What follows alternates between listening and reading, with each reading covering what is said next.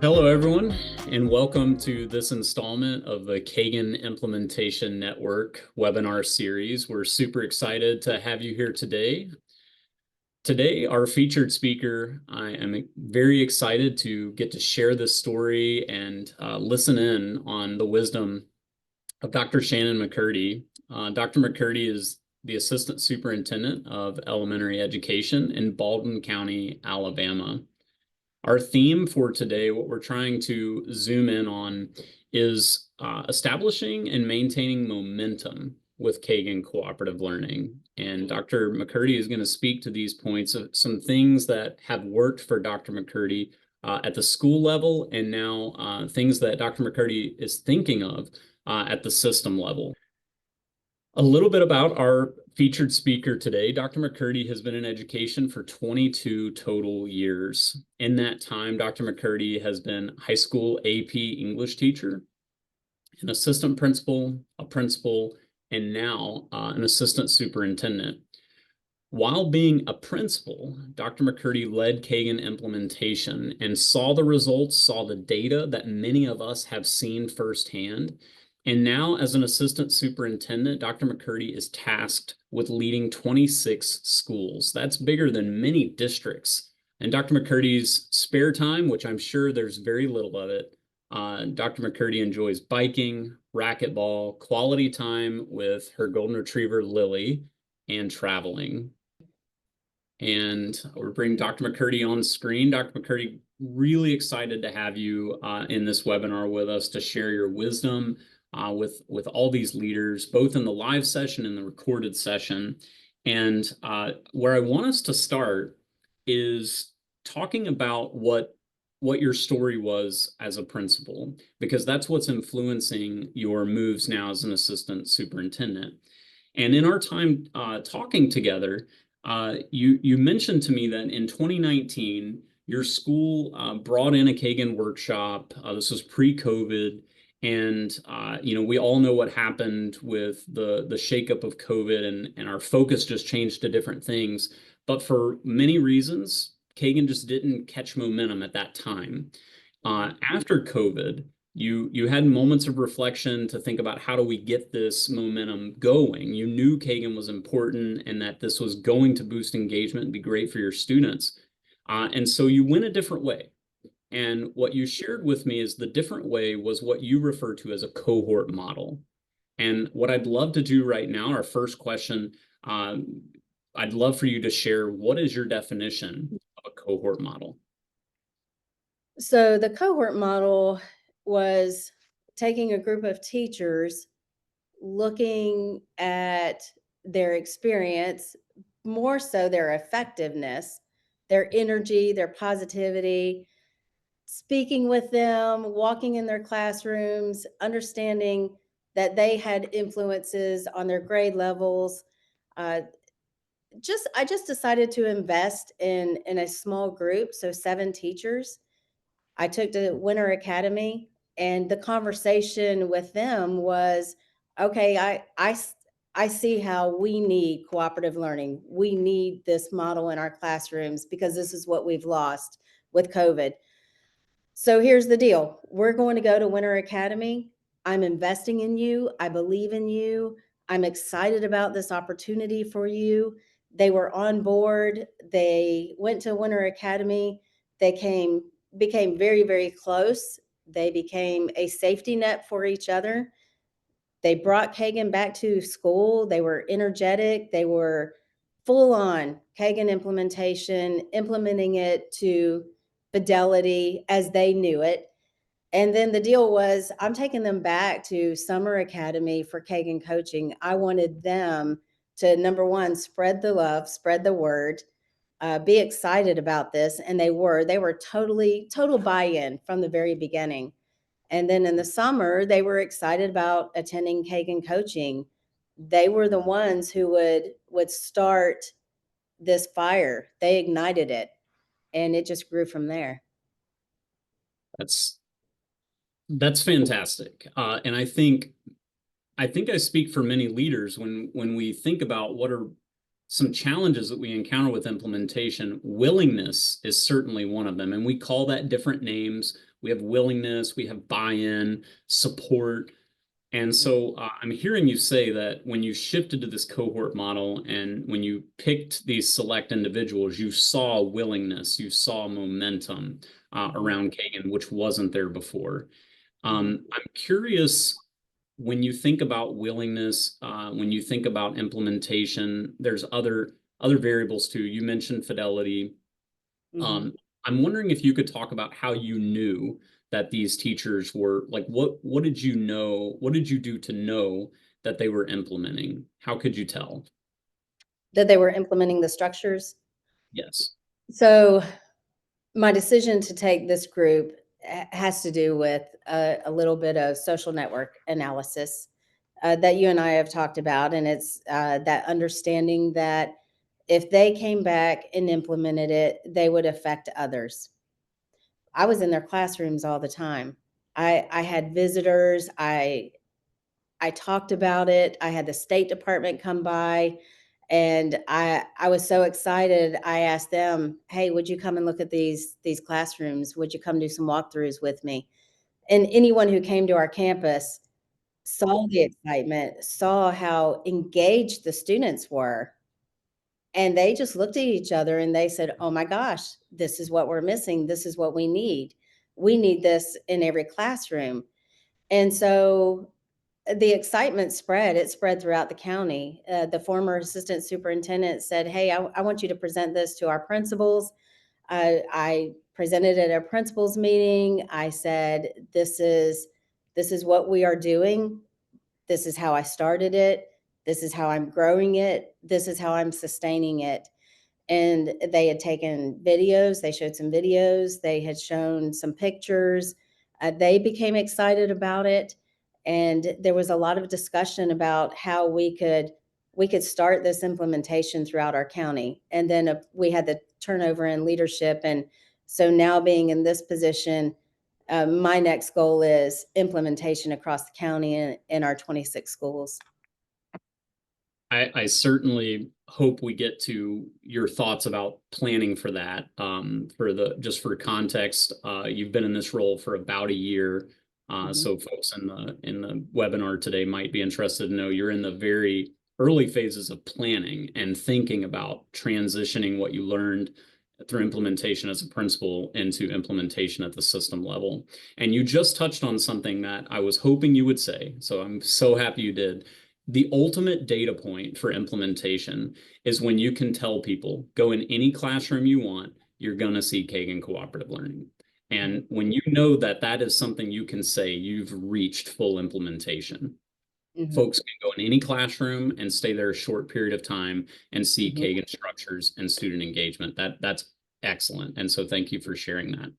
mhm. I want to go back to the cohort model and ask one question specifically about it. If folks in this webinar are thinking about who on their team is right to be in the cohort, to build this momentum, to create this community within the school community or within the district community, that's what I'm hearing you say the cohort is.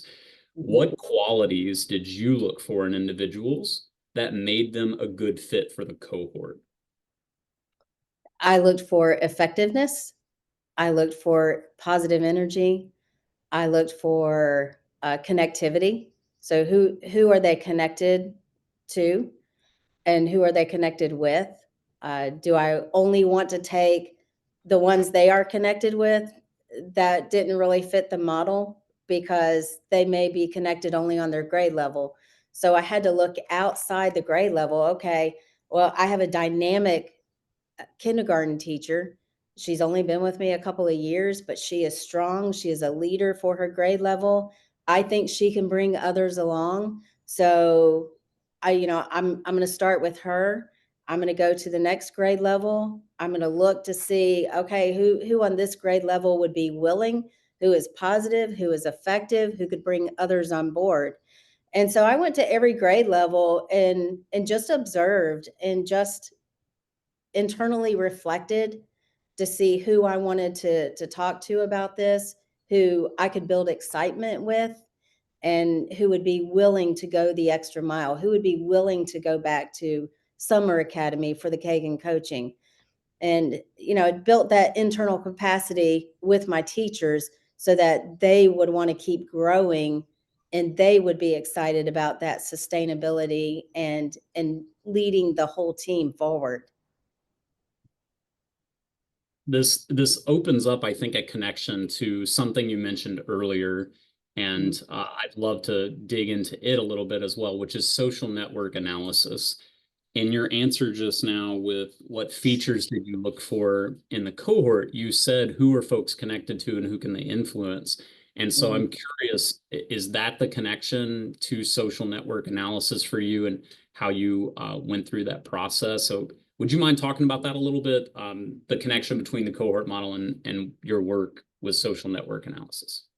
Sure. I mean, that was part of my dissertation was on social network analysis, and it's really understanding who is connected to whom. So if you're looking at a whole school model and you're trying to determine, well, who connects to everybody on campus? As your PE teachers, your enrichment teachers, your special ed teachers, because they can be very influential since they connect with everybody on a daily basis. So part of that reflective analysis that I did was, okay, am I including the right people? Are these people going to positively influence other people on my campus? And they did. And we always had collaborative conversations. How could we get others on board? But they did it themselves, honestly, just because of their excitement, because of their willingness to grow and to implement Kagan cooperative learning structures at the very beginning. As soon as they got back to school, they were implementing it. So they really spoke for themselves, seeing it immediate results. The children were excited. The teachers were not worn out. Oh, wow, the time went by so fast. It's time for lunch already. I mean, there's so many comments that the kids made to the teachers and the teachers made to themselves about how exciting this process was for them. They weren't just going to a conference uh, to sit and get. They were going to a conference to have immediate tools in their tool belts for immediate implementation. And that to me was exciting. This resonates with me. One of my core values is joy and finding joy in everything we do, our work and our personal lives. But with school, we lose the joy sometimes. And for our staff to find that again, for our families and our students to find that again, it's a core value of mine. I love that. I love hearing that happened for you and your team. One thing that I'm curious about when you use a cohort model, and if you did the social network analysis well, Mhm. one thing I would assume or be curious to know more about is do folks, instead of folks going, oh no, not another PD, instead do you start hearing folks say, Dr. McCurdy, can you send me next? Like, I really want to go. Would you Yeah. mind talking about what you saw with the impact of the spread? Okay, so Winter Academy was in January. By February, we were already talking about Summer Academy, and I already had teachers coming to me saying, "Hey, I really want this training. Can I be considered for Summer Academy? Hey, am I going to get the opportunity to go to Summer Academy? Am I going to get the opportunity for this training? Because I can see what a difference it's making." And so I built another cohort going to Summer Academy. It was larger because so many people wanted to be on board. It wasn't just another initiative. It was something that they could see a difference, an immediate difference in the kids and the data. I mean, the data speaks for itself, but it was more empirical data. It was seeing uh, kids want to come to school. So it reduced our chronic absenteeism. They saw that kids wanted to engage with each other. They also, with the class building and the team building, they also saw more connectivity with each other, with amongst the kids. But the teachers themselves, they spread the word as I had hoped they would, because they experienced the same joy. They had the same passion for teaching and for learning that I did. And that's what I saw in them, and that's what they saw in each other. You mentioned something that is timely. Right now, we have open registrations for our academies, our two winter academies in Vegas and Nashville. And you just mentioned academies. I'm curious for your thoughts. What are the advantages that you've seen of folks going to academies, and why should leaders in this webinar and who are going to watch this video, why should they consider academies? Academies that you just bring the energy. It is total immersion. There aren't distractions.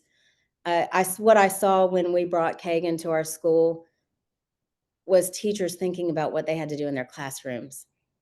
As soon as we had a break, they went to their classrooms. But when we have a break here at Academy, it is more collaboration, not just amongst yourselves, but with others from around the world, right? Because you have some international participants. And I think there's another element, another layer that people from all around the country and around the world bring to those academies. Hey, those are different ideas. I mean, when we're together, then we're sharing the same ideas. We need some different ideas. And so when you have those opportunities for collaboration at Winter Academy, you get to exchange ideas that maybe you didn't think about. Oh, wow, I'm going to try that in my classroom. Wow, I'm going to try that in my school. That's amazing. I didn't think of that. So it really broadens your understanding of the structures and your understanding of the content and your understanding of the way this should operate. You know, we shouldn't be learning in silos. And that's one of the things that I want to work on as a district leader is breaking down the walls of the schools and learning from each other and not being as competitive, but being more collaborative. That's a beautiful vision, and I think you're the right person to carry that out. With your answer just now on the academies, what I heard you say is number one, the academies create focus. When you do a workshop at the school site, folks' personal and their professional obligations might get in the way, like going back to their classroom. Another thing that I heard you say was that at the academies, they get to be surrounded by positive energy, which would increase morale around Kagan. It might would increase the positive buy-in from folks. And then a third thing that I heard you say was they might hear ideas that they hadn't thought of before. So grow their capacity around how to make this work and work well. So I appreciate you sharing that. We're going to transition now into the Q&A portion. So some folks have been dropping questions into the chat. The first one up says, which structures did the cohort adopt and in what sequence? Did they adopt as a group or each on different structures? It was each on different structures because they were on different grade levels, but they were able to collaborate and talk about the structures, talk about what they implemented, how they implemented the structures, and then build from each other. They built their capacity from each other, saying, hey, would you come and watch this lesson? Did I do this structure correctly? Did I implement it right? And what I was told from one of the cohort members, I talked to her the other day, I said, well, tell me, what did you get from going to Winter Academy with others, with 6 other people? What did you take away from all of that? And she said, safety. She said, we really grew as a group. And so I knew I could walk down to kindergarten from 3rd grade, walk down to kindergarten and say, hey, would you come watch on your planning? Would you come watch me do this structure and see if I'm doing it correctly or see if this is working the way I think it's working? So there was a safety net that they had built with each other. Our next question says, did the initial cohort get coaching from each other or from Kagan coaches? How did you ensure fidelity? Okay, so initially they received the coaching from each other. And of course it wasn't the Kagan coaching from Winter Academy, so from January into the summer. Then when I had another cohort When they went to summer academy and back to school, then I brought in Kagan coaching. And I had Kagan coaching back at the intermediate school. So before I opened up this elementary school, I was at another school and with the same faculty, half of the 50%, and they had received some Kagan coaching there. So they knew that the Kagan coaching was non-threatening. It wasn't evaluative. I didn't even walk around with Mark Freer. He came the first time, second and third time, actually. I didn't even walk around with him because I didn't want them to think, oh my gosh, I'm being judged, I'm being scrutinized or anything. I wanted it to be positive, and I wanted it to be, I wanted them to be open and vulnerable, and I allowed that space for them to be that without me being in there. The next item in the chat, I think this is a comment, so I'll just read it here. This one says, I loved hearing you built cohorts for teachers to attend.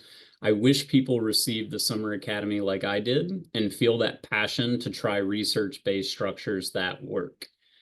When you see kiddos express more discourse and see improved student achievement, this becomes the why.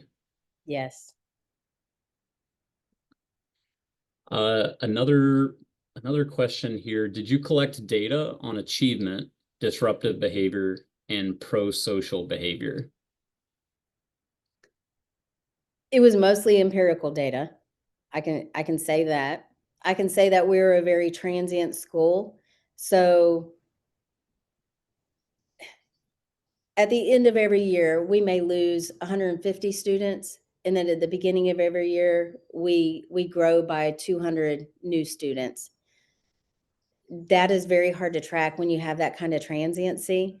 But I can say, we're a high ELL population, we exceeded the district growth every year that since we implemented Kagan Cooperative Learning structures. So the data is there. Our ACAP test, which is the Alabama statewide assessment, we have seen growth in almost every grade level. Just from last year to this year, our growth was over 20% in ELA, and that's across the board. That's tremendous growth. That third grade group was very cohesive. They planned together. They taught each other the structures that, if they weren't familiar, they taught each other the structure that they were using. So to have that type of collaboration is really invaluable for any grade level or any school to be successful. And thank you for the positive comments too. I appreciate that. Absolutely. Let's see. One comment says building sociograms is awesome. Being able to identify people of influence on your staff is key to moving the masses. Yes. Here's another question. Do you have any creative ways to fund the academies? Coincidentally, when I felt like funds were running out, I encouraged teachers to apply for the scholarships because every little bit helps, right? And if they received a scholarship, then I supported them with the travel expenses. Another thing that I did, I'm telling on myself a little bit here, but if I saw that my funds were thin, then I always promised my teachers that more could attend if they would travel together, if they would room together, if they would, just be each other's accountability partner. So I kind of made a little deal with them to save some money. And some of them are so young, they liked staying 4 to a room. Now, that's not for me. I did, I'm too old for that. I like my own room, but if they were willing and they knew that if it meant, if I stay together with 3 other women, if it meant that more of our partners in education could attend, then they were willing to do that. So why not take as many as I could if they were willing to take those extra steps and be uncomfortable? I think we have time for one more question. The other questions we'll take up in the post-recording session, but one more for the live audience here. And this one says, how do you suggest replicating at a small school what you were able to achieve at a much larger one? So, I mean, and I guess it would depend on how small of a school. If we're talking about a school of 125 kids versus a school of maybe 400 kids, first of all, I would say know who your most effective teachers are. And if you attend a winter academy or a summer academy with a smaller group, you can still have the same effect size. But make sure you, as a principal or an assistant principal, attend with them and immerse yourself. Allow yourself the freedom to turn off the cell phone and shut down the email. Total immersion, letting your teachers know that you are all in too, that you are excited and passionate about this, is really what sells I say the product, what sells the model. Because if you're passionate about it, if you're excited about it, then they are too. And they are going to go and it's going to ignite a spark in them that they will bring back to your campus and spread. Thank you so much, Shannon, for taking these questions. What I'm going to do now is switch back to the slides and close out the live webinar portion. So what I want to go back to here in the slides is some possible takeaways. And I would say these are takeaways that resonate with me and I think would be helpful for others as they consider this path to implementation. So the first bullet point here is all about that cohort model that Dr. McCurdy shared today. Choosing the right people, building momentum through willingness, through energy, through connectedness to others. My question for the leaders in this webinar is, how might you go about identifying the folks on your team that can spread positive energy about Kagan at your site? Who are those folks? How do you figure out who they're connected to?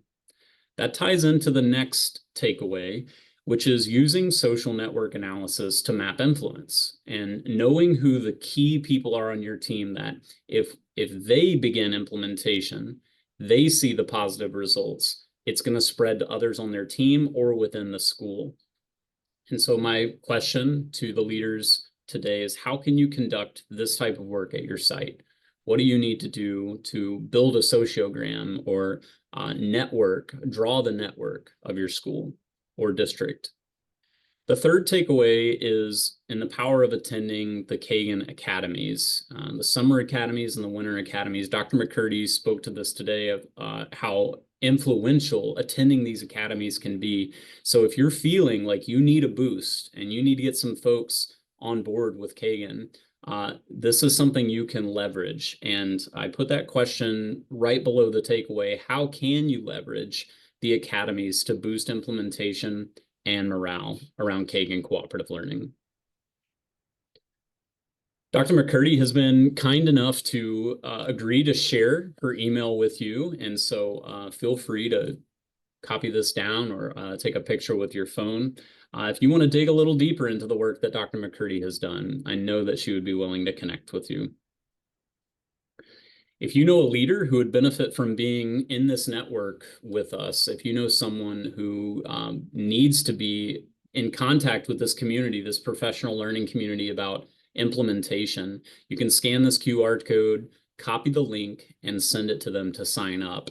We'd love to have them, and anybody who is connected to Kagan Cooperative Learning can be a part of this network, whether they're starting out, they're just trying to learn about it, and folks who have been around for decades with us. If we've mentioned something today, if Dr. McCurdy mentioned something today that you need to get booked with us, you can scan this QR code and fill out an inquiry form. It's a very brief form, and we will have someone from our team reach out to meet your needs, whether that is getting some coaching booked or us helping you get your folks signed up for Winter Academy. Those are right around the corner here in just a couple of months, and we'd love to have you there. So feel free to scan this QR code and we can be in touch with you soon. I want to thank Dr. McCurdy one more time. Deep gratitude for sharing with us today. This has been a rich dialogue. I think there are several things that folks can learn from today. We're going to end the recording in just a second here, the live crew. Anybody who wants to hang back and spend a little bit more time with Dr. McCurdy, we're going to come off camera. There's going to be some engagement, ask a few more questions, and we'll let that go for about 15 minutes. But right now, we're going to say goodbye to anyone who needs to hop off and end the recording. We appreciate you being with us today, and we hope to hear from you soon. Thank you.